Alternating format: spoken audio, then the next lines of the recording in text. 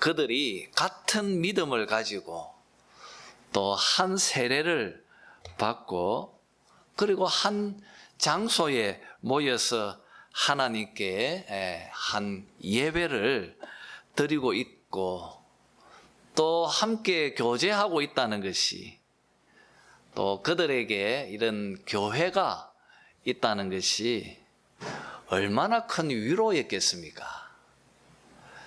지금 우리 한인들도 외국에 가면 전부 다 교회 중심으로 모입니다. 그래서 그곳에 모여서 한국말을 하고 한국 음식을 먹고 또 그렇게 교제하며 또 이 교회 중심으로 생활하는 것을 보게 되어집니다. 그들에게 매주일 교회로 간다는 것 큰 위로였을 것입니다. 여러분 똑같습니다. 지금 이 편지를 읽고 있는 독자들인 이 초대교회 성도들도 아마 동일했을 것입니다. 매주일 함께 모여서 예배 드리면서 그들과 함께 교제한다는 것이 큰 위로였고 또 그들 삶에 아마 오아시스와 같은 그런 기쁨도 주었을 것이라고 여겨집니다. 그래서 베드로는 지난주에 우리가 22절을 주절로 해서 나누었던 것처럼 너희들은 이 교회 안에서 정말 거짓 없이 순전한 마음으로 뜨겁게 서로 사랑하라. 그렇게 명령하고 있는 것을 우리가 보았습니다. 지난주에 간단히 좀 말씀드렸던 것처럼 여러분 교회는 하나님의 나라입니다. 교회는 사랑의 나라인 하나님의 나라입니다. 물론 학문적으로 보면 하나님 나라 속에는 가라지가 없어야 되는데 교회 안에는 가라지도 많이 있는데 어떻게 교회를 하나님 나라라고 말합니까? 뭐 그렇게 복잡하게 말하는 분들도 있을 것입니다. 그런데 여러분 이 하나님 나라를 그렇게 복잡하게 볼 이유도 없습니다. 왜냐하면 하나님께서 하나님 나라를 이 땅에 눈으로 볼 수 있도록 세워놓으신 기관이 바로 교회이기 때문입니다. 그래서 우리는 하나님 나라를 교회로 그렇게 동일하게 여기는 것 아무 문제 없습니다. 여러분들이 바로 하나님의 나라이고 교회가 바로 이 땅에 또 하나님의 나라입니다. 그러나 여러분, 천국과 같은 그런 교회가 정말 많은 일들이 교회 안에 일어나고 또 많은 문제들이 있습니다. 우리는 고린도 전서를 보면서 교회 안에 일어나는 불미스러운 많은 일들을 그곳에서 우리는 보았습니다.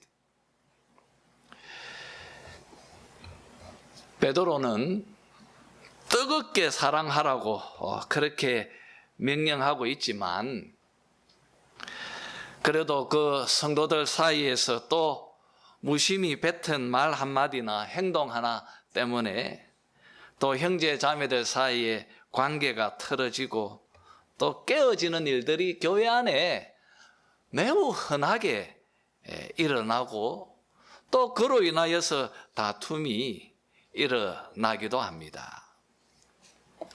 우리가 고린도 교회 안에서 보았던 것처럼 또 교회 안에 분파가 있어서 또 서로 싸우기도 하고 서로에게 상처를 입히고 또 마음속에 원한을 품게 하기도 합니다. 그래서 그 교회는 사랑이 죽어 있는 것 같고, 또 고린도 교회는 더 이상 교회가 아닌 듯해 보이기도 합니다. 그런데 사도 베드로는 비록 교회가 사랑이 식어버리고 또 완전히 사랑이 사라져 없는 것처럼 보인다 할지라도 이 사랑이 완전히 죽어버리지는 않을 것이다. 그렇게 23절에서 말하고 있습니다. 왜냐하면 교회는, 그리고 우리들은 썩지 아니할 씨로 거듭났기 때문입니다. 썩지 아니할 씨, 죽어 없어지지 않고 영원히 있을 씨앗으로, 영원히 있을 그 씨로 우리가 거듭났기 때문에 썩지 아니할 씨, 바로 하나님으로 말미암아 우리가 거듭났기 때문에 이 사랑이 비록 식어지고 많은 문제를 일으키고 또 많은 그런 완전히 사라진 것처럼 보인다 할지라도 이 사랑이 죽어버리지는 않을 것이다. 지금 베드로가 말하고 있는 것입니다. 우리 동일한 말씀인데 요한 1서 3장 9절을 한번 찾아서 읽어봅시다. 요한 1서입니다. 바로 뒤쪽 편에 베드로서 다음 요한 1서가 있습니다. 요한 1서 3장 9절입니다.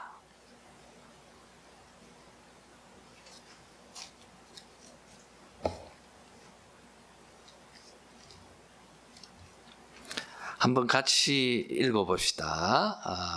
요한 1서 3장 9절입니다. 시작.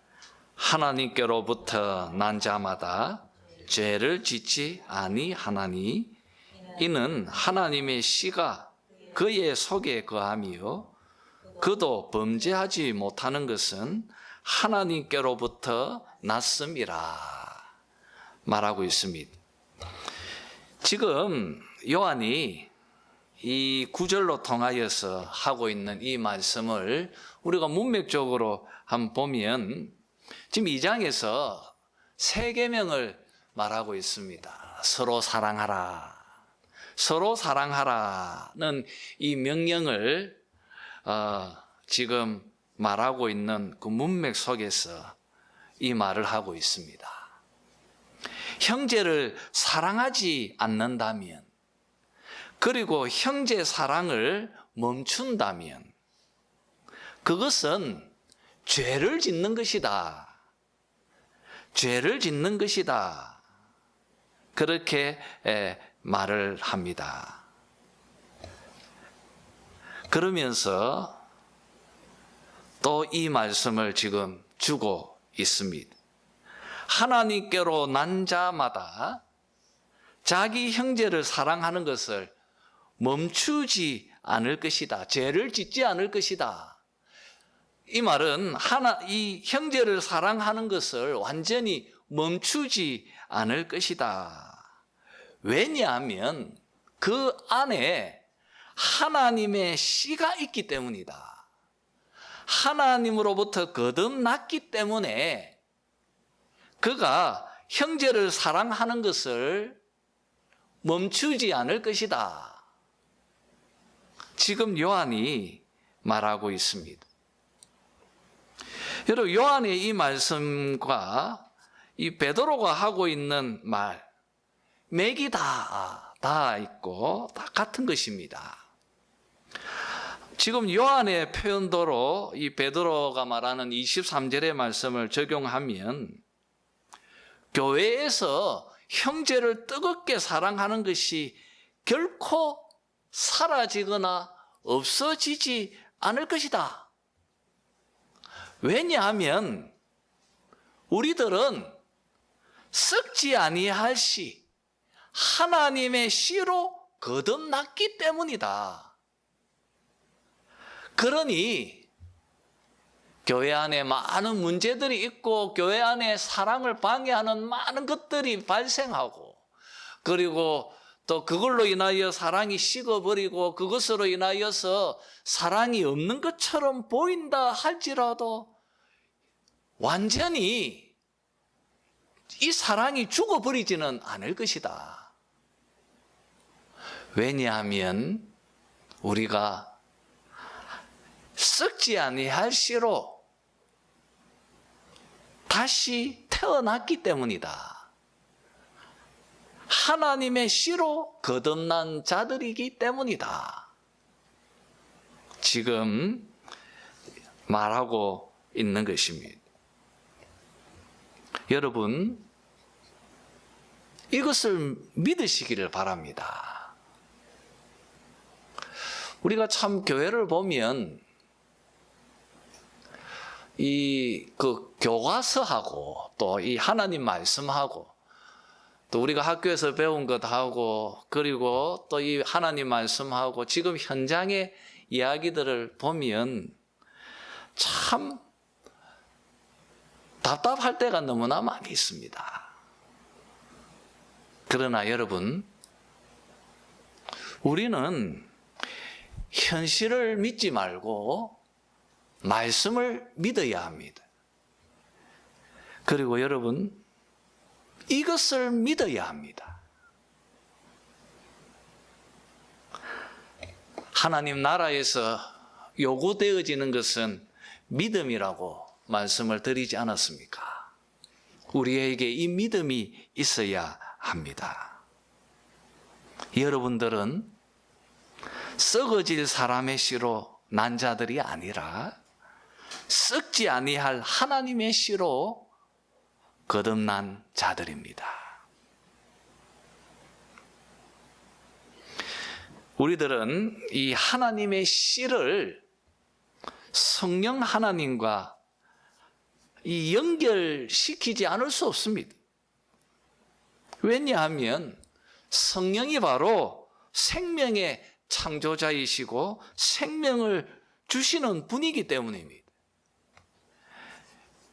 욥기 33장 4절에서 한 말씀처럼 하나님의 영이 나를 지으셨고 전능자의 기운이 나를 살리시느니라. 그 말씀과 동일합니다. 성령께서 우리 안에서 새 생명의 씨를 하나님께서 각자 교회로 부르신 바로 여러분 택자들 그 심령 속에 심으신 것입니다. 그 결과로 우리가 성도가 되었고 우리가 택자로 교회를 일구고 있고 그리고 거듭나게 되어졌고 새 사람이 되었고 재창조되어진 것입니다. 그러니 여러분, 우리가 거듭났기 때문에 지난주 말씀드렸던 것처럼 정말 아가페의 사랑을 우리가 뜨겁게 할 수 있다고 우리가 그것을 믿고 또 그렇게 살아야 할 것입니다. 이렇게 23절은 우리 칼빈주의 이 교리 가운데 성도의 견인이라고 하는 그 교리를 뒷받침해 주고 있는 아주 중요한 말씀이기도 합니다. 이것을 잘 정리해 놓은 것이 도르트신경 5장 6조 7조 고백 이야기입니다. 한번 우리 주보에 있습니다. 제가 주보에 적어놨는데 한번 읽어보죠.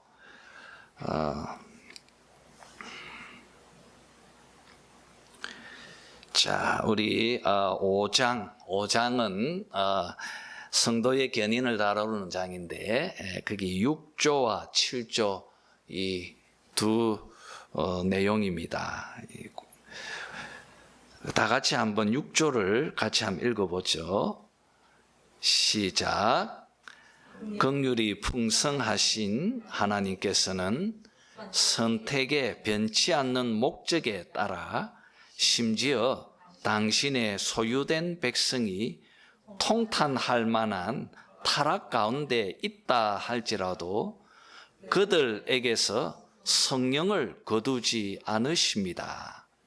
마찬가지로 하나님께서는 택자들이 너무나 깊이 타락한 나머지 양자됨과 은혜와 칭의의 지위를 저버리거나 사망에 이르는 죄 혹은 성령을 회방하는 죄를 범하고 하나님께 완전히 버림을 당하여 영원한 파멸에 빠지는 것을 허락지 않으십니다. 여러분, 이것이 성도의 견인 교리입니다. 우리가 통탄할 만한 타락 가운데 있다 할지라도 우리가 죄에 빠져서 그 죄 가운데에서 정말 통탄할 만큼 타락 가운데 우리가 빠져 있다 할지라도 우리 하나님은 우리 안에 성령을 거두지 않으십니다. 하나님은 결코 여러분을 버리지 않으십니다. 그것을 믿으십시오. 그리고 여러분, 우리가 너무나 깊이 타락한 나머지 우리가 성경에서 반드시 하나님 나라에 들어가지 못한다고 말하고 있는 이런 죄를 짓고 있다 할지라도 하나님은 우리를 영원한 파멸에 빠지지 않도록 하신다. 이것을 믿어야 한다고 칼빈은 우리에게 가르쳤습니다. 그리고 이것은 성경의 가르침입니다. 자, 거기에 대한 성경적 근거가 뭔가 7조에서 말하고 있습니다. 왜 그러냐? 왜 하나님께서 우리를 버리지 아니하시느냐?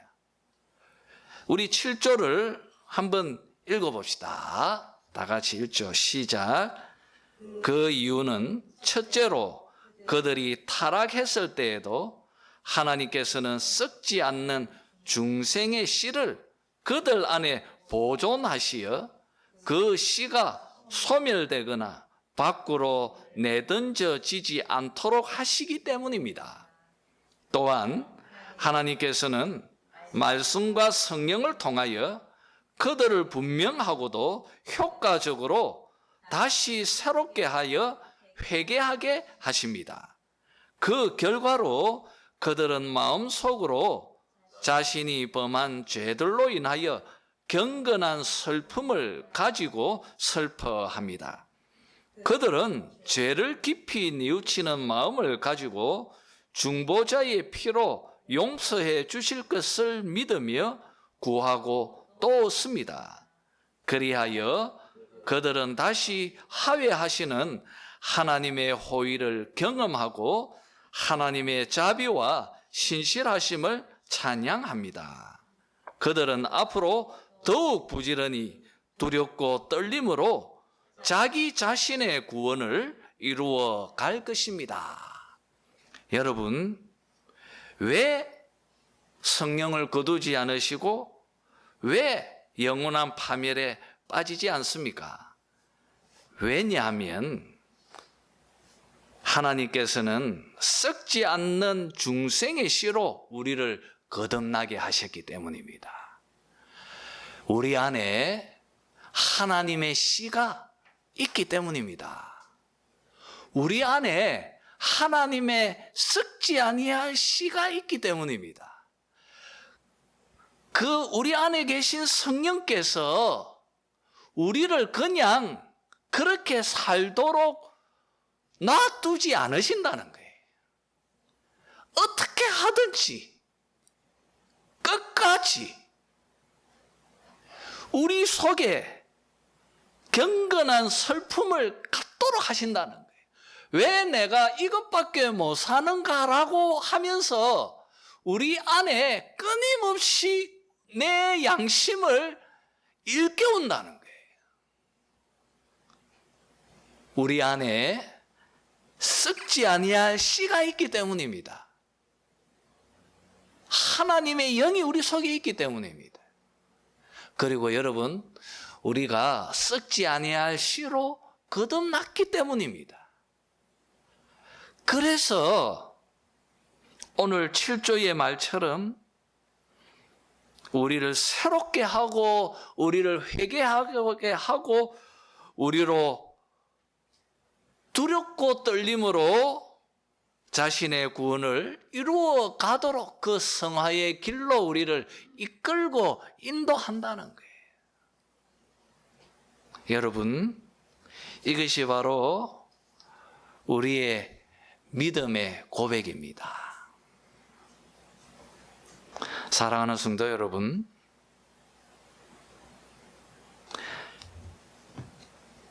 우리가 다시 한번 이 베드로전서 22장 23절로 한번 보았으면 합니다.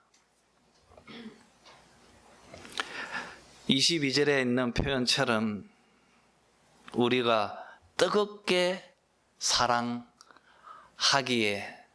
우리 너무나 부족한 죄인들입니다. 여전히 교회 안에 많은 문제들이 있습니다. 여러분, 내 안에도 또 그렇습니다.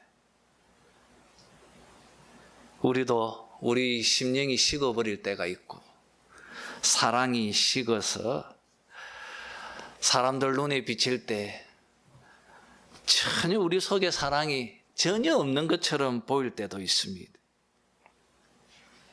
그러나 여러분, 우리가 썩어질 씨로 거듭난 자들이 아니라 썩지 아니할 씨로 거듭난 자들입니다.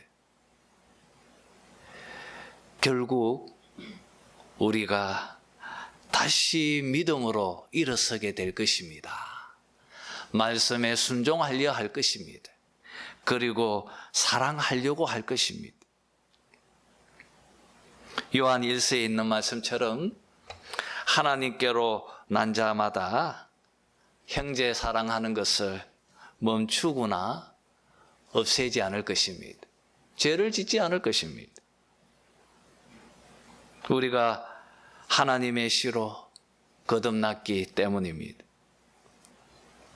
자, 우리가 한번 이 23절을 조금 더 보죠. 이어서 이제 계속 하는 말이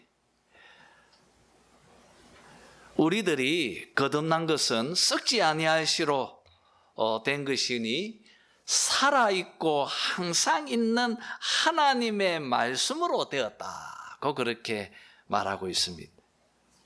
이 생명의 씨와 그리고 하나님의 말씀을 서로 연결하고 있습니다.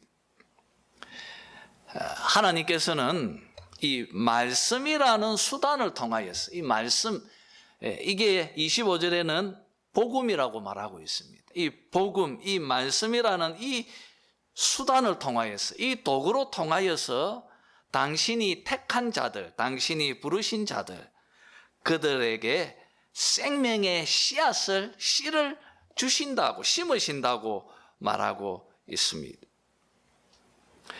특별히 여러분, 베드로는 이 씨앗이 지니고 있는 이 썩지 않는 특성, 이 하나님의 말씀에 이 썩지 아니하는 특성으로 서로 연결하고 있습니다.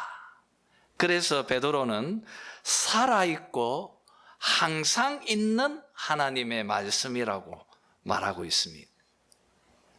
베드로는 이 살아있다는 말 참 좋아하는 것 같아. 산. 2장 5절에 보면 산돌, 리빙스톤, 그죠? 또 산소망, 그죠? live hope, 산소망. 그리고 또 여기서는 살아있는 말씀. 여러분, 살아있다. 이 말 속에 담겨 있는 의미가 뭡니까? 이 말 속에, 이 단어 속에 담겨 있는 의미는 번성한다, 자란다, 그리고 또 열매를 맺는다. 그런 의미가 여기에 담겨 있습니다. 죽어 있는 것은 자랄 수 없죠. 번성할 수 없습니다.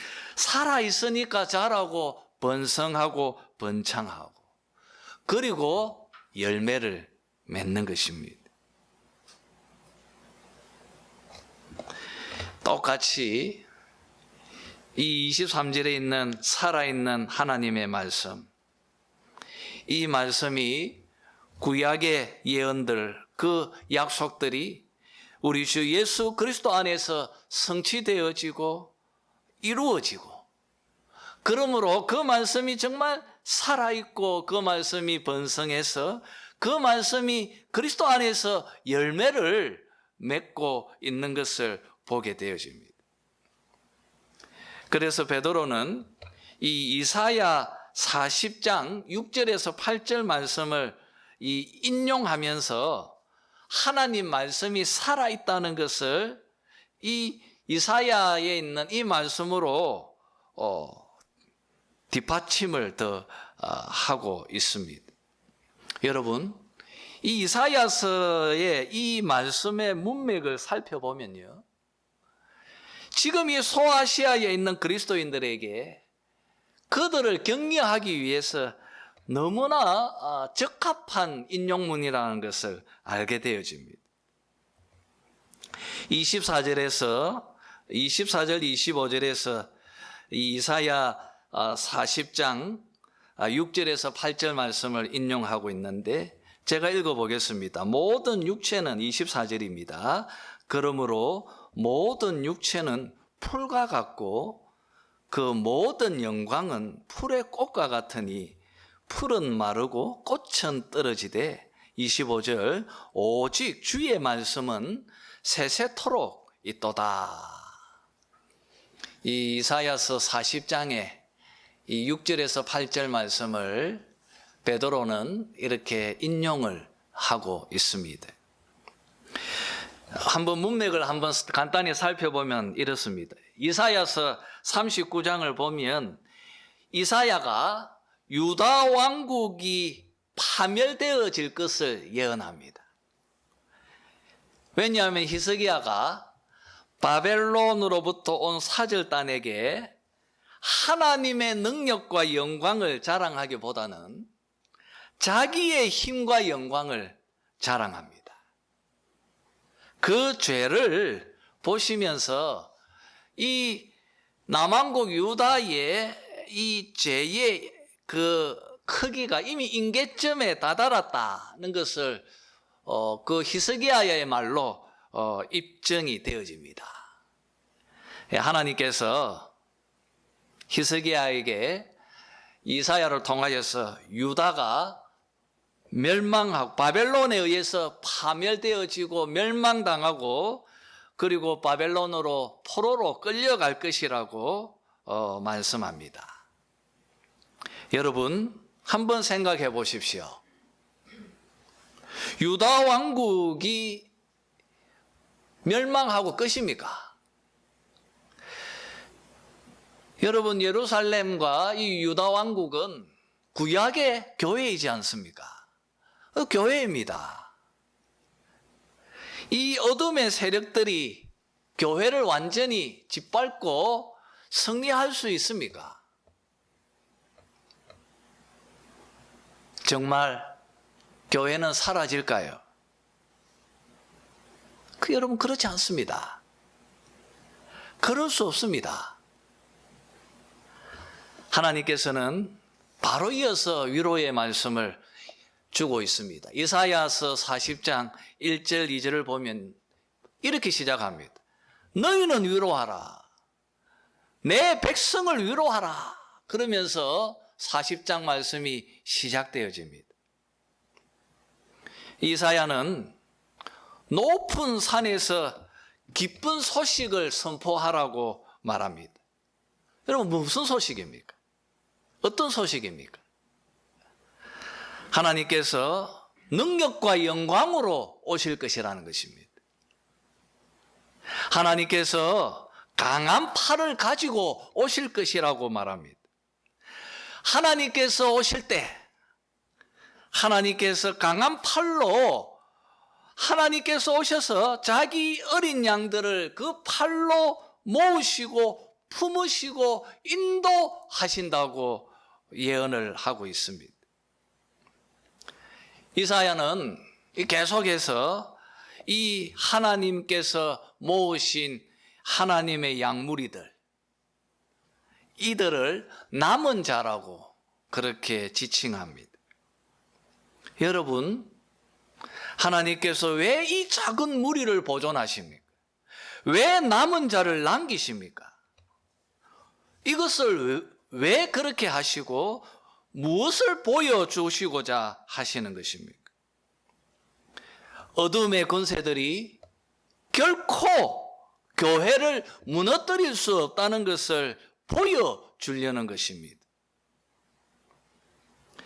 여러분, 이런 속에 지금 이 예언의 말씀을 하고 있습니다.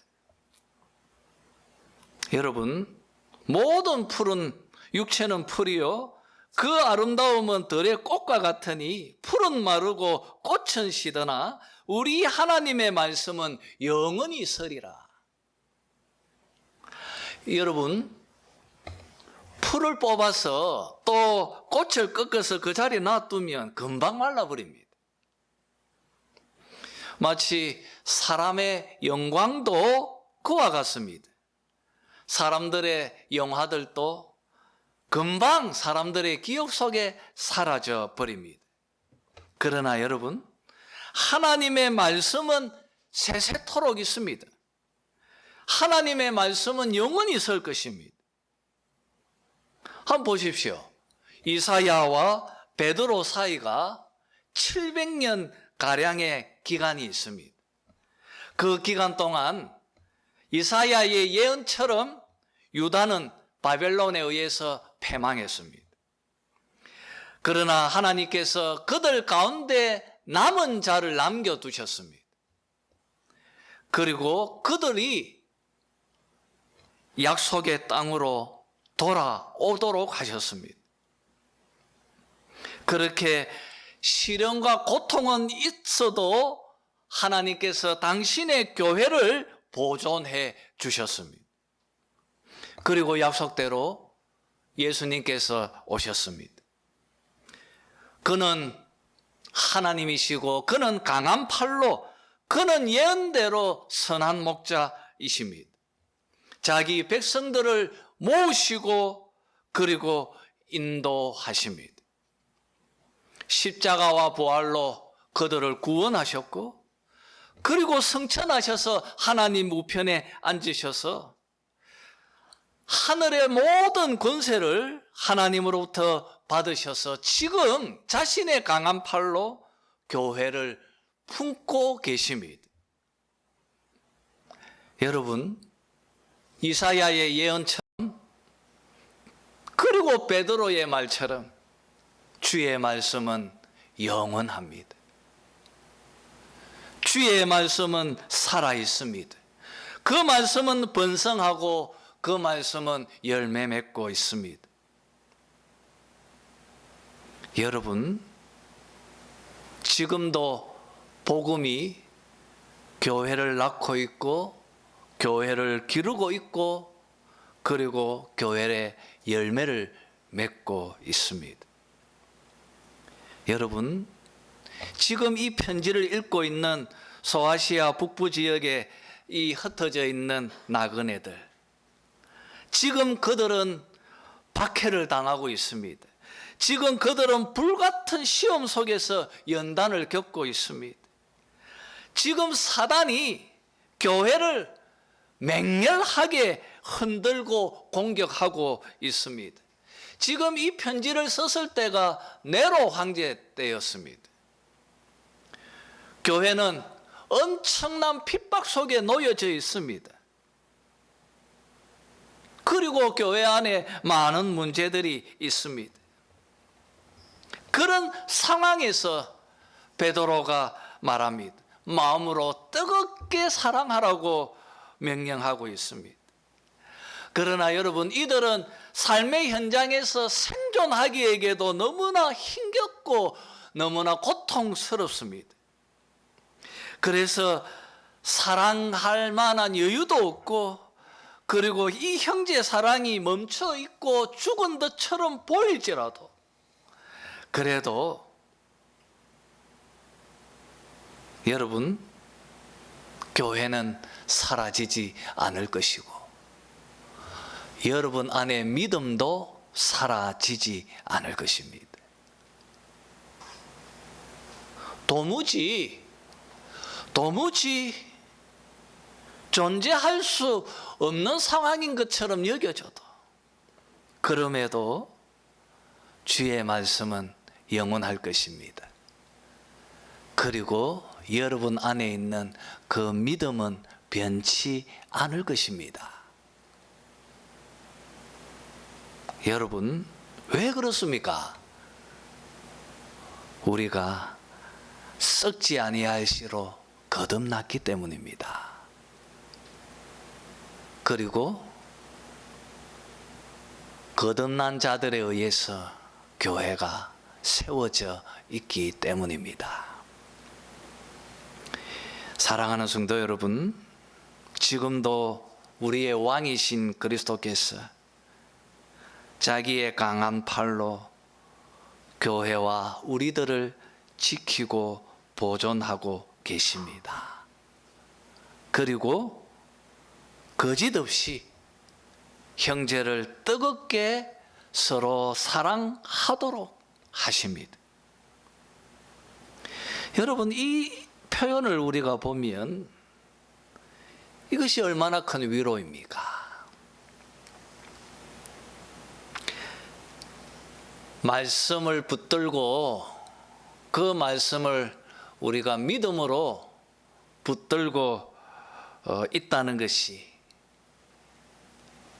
너무나 복잡하고 힘겨운 이 삶의 이 현장 속에서 얼마나 큰 위로를 줍니까? 여러분은 썩지 아니할 씨로 거듭난 자들입니다. 반드시 여러분은 구원의 자리에 서게 될 것입니다. 하나님의 성실하심으로, 그의 신실하심으로 여러분은 믿음에서 떨어지지 아니할 것입니다. 이 믿음을 붙잡고 여러분 그 위로 가운데에서 날마다 기쁨과 평안을 누리는 여러분 되시기를 주님의 이름으로 축원합니다.